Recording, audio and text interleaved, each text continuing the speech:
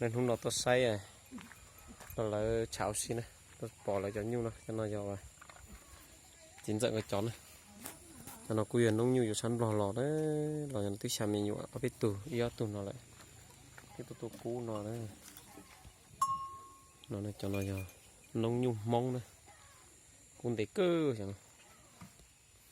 nó giàu ở tủ hay, bé tủ hay tôi nói ở tủ toàn đây đó. Nhiều xin trâu đấy này, tôi nên cho tròn trâu này, không có cơ chỉ khinh tả này, nhà hôm qua sai lại lại, cho bé sai toàn nó, chỉ là đi kiểu khác cơ này, nhưng là cú trong có cơ còn trâu, cú chỉ trang một xin trâu lại thêm.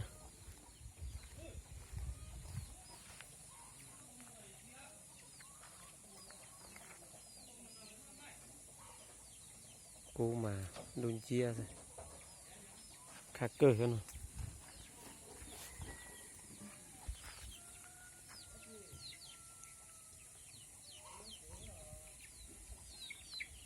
Cái xe tụi mình đây nè, tụi nó gió vào tụi là cái chắc xin đầu thì tụi nó mới dùng ý dạng của nó giờ coi tôi đến chiều mà chụp bao lên ngọt trà ha.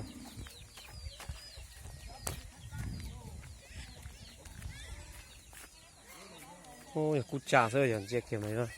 rồi cái tủ liền cũng khẩu vò.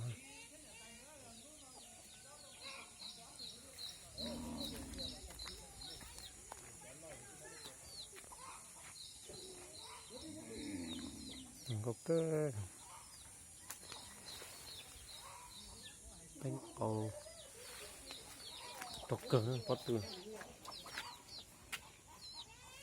tỏ tả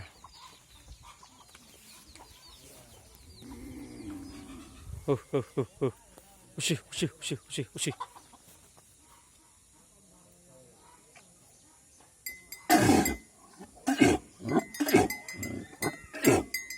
Ngõ tàu dùng cưng cầu rồi nó ngõ chua là hành nhung mà ngõ tàu dùng bởi nó thì giờ hành nhung